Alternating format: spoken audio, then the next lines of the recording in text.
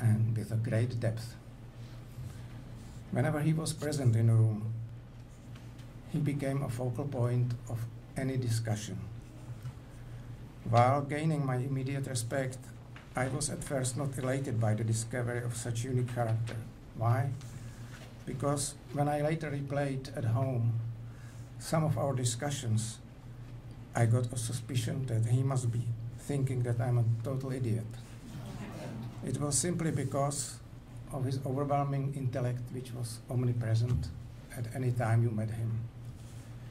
And as I learned later, I was not the only one sharing the same feeling. Of course, we were all wrong. He never looked down on anybody. At the same time, I was bothered by another aspect of his unique personality. He never drank beer or any alcoholic beverage for that matter. To fully appreciate this heresy, it is important to realize that the Czechs are the world leaders in the consumption of beer, and with quite comfortable margin. So there are Czechs, then nothing, then Belgians, Germans, and other nations. In the Czech culture, the best time is defined as the time spent in a pub drinking beer with your friends. And there he was, always with 2 bottles of kefir, which is a special kind of yogurt, graciously deflecting a barrage of incredulous remarks. He never wavered. He always refused any invitation to have even a sip of any alcoholic beverage. He was obviously very principled and incredibly strong personality.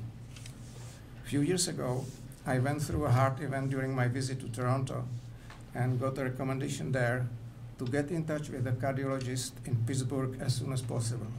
Without thinking, I quickly reached to Honza, and I never regret that decision. Each visit I grew closer to him as he treated me with humor, yet with dignity. The afterthought of being an idiot totally disappeared. I soon realized that he was the best doctor I have ever met. To my surprise, I even started to look forward to the next appointment with him. At one checkup, he learned that my partner Tamara had left for a long overseas trip. He put a worrisome expression on his face and said, "That's bad news. You will eat very unhealthy food while she's gone." And he was right. However, while looking at my prescriptions, his face returned to his usual optimistic look, saying, "But it's okay. This huge Lipitor dose will keep you alive till she returns." And laughter heals, right? During that time, we also met twice in a restaurant here in Pittsburgh. We discussed lots of different things, including his most personal family matters, such as the divorce. It is worth noting that during those discussions, he never spoke about his wife Simona in a bad way. He was rather complaining about the system that was dealing him an unjust punishment. This was in sharp contrast with my experience with many other divorcees, and another proof for me that Honza was in a different league than most of us. The last contact I had with him was about his backpacking trip to Australia, which was mentioned here already. That happened earlier this year. He provided me with a link to his photographs, and his love for the Mother Nature was manifested all over them. We planned to have a meeting with few mutual friends about that trip and even settled on the date, May 6, 2017. He never followed through. We already know why. He had other plans. The news of his departure hit me with a tsunami-like force. I felt like being in a washing machine where you don't know where is up or down. While trying to stabilize my world around me, I realized how unique and irreplaceable he was. Today, a few days later, when I'm finally accepting his departure, I'm realizing that one could befriend such a unique and multi-talented person.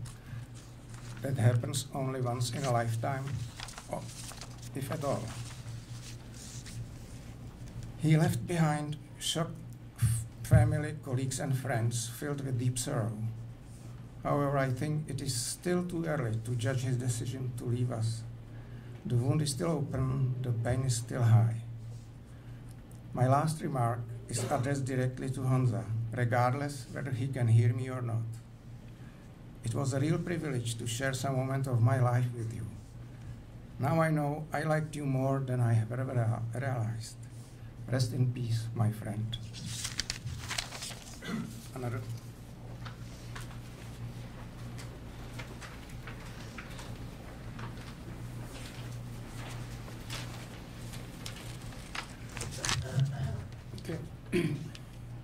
I guess one needs to lose something in order to be able to appreciate its true value. And this is exactly what happened to me when I learned that I'm never going to see Jan, or Honza, as the Czechs called him, again.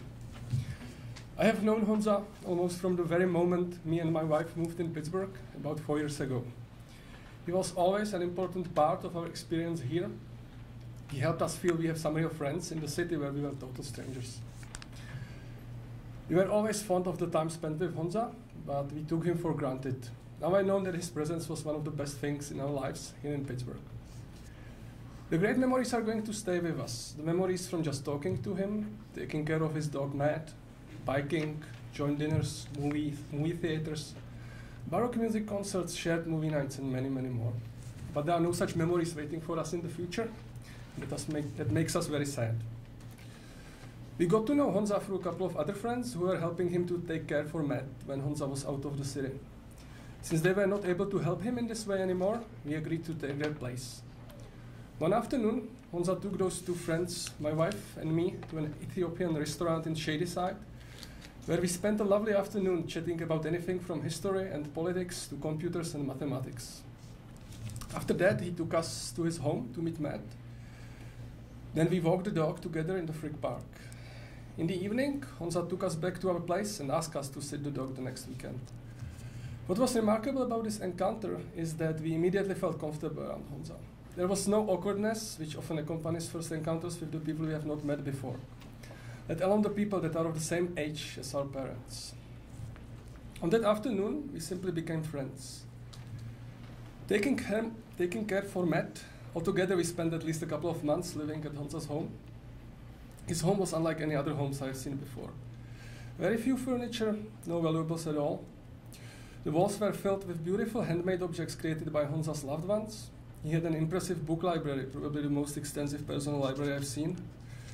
The same goes for his collection of music recordings. One of the posters on the wall suggested that Honza has traveled all over the world. On the other hand, his bed was terrible.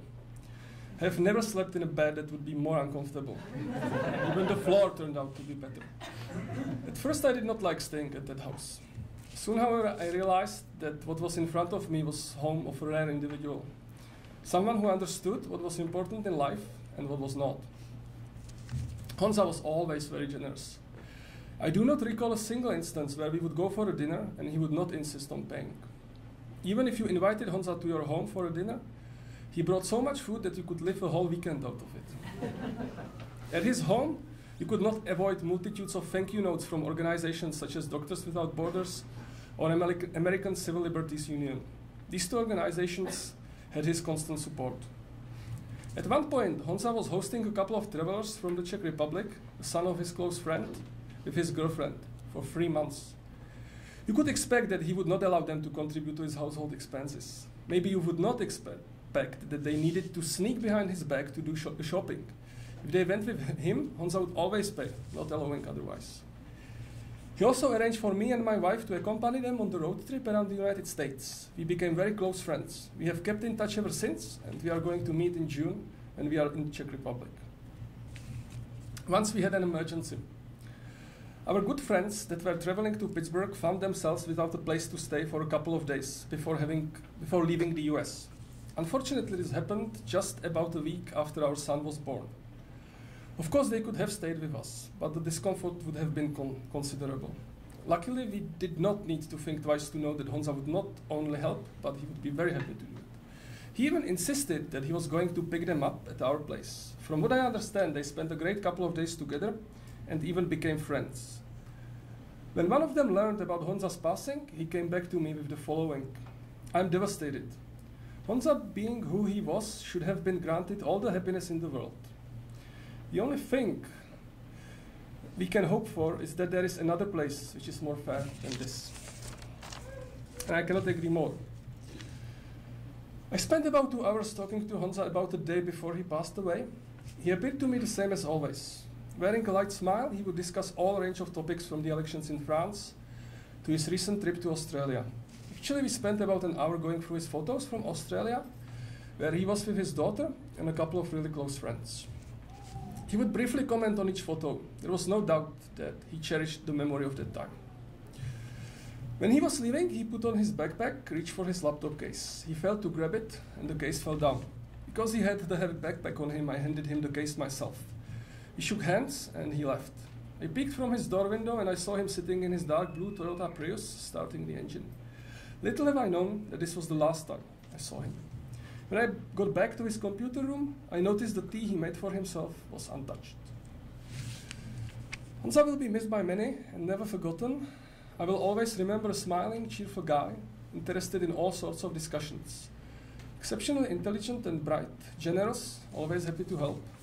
I have admired Honza for his professional achievements as well as for the person he was, and I still do. It was a pleasure and a great privilege to be Honza's friend. I guess this is goodbye, my friend.